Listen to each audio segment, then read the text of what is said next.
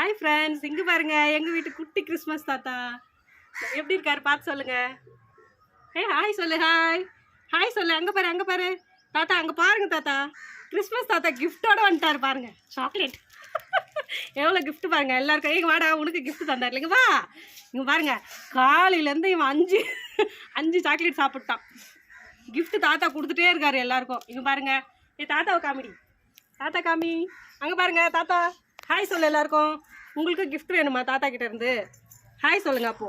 Hi hi. அங்கே பாருங்க, அங்கே பாருங்க எங்கள் வீட்டு குட்டி கிறிஸ்மஸ் தாத்தா பாருங்க எவ்வளோ அழகாக ட்ரெஸ் போட்டுட்டு. அங்கே பாரு, அங்கே பாரு, அங்கே பாருங்க, இங்கே பாருறா.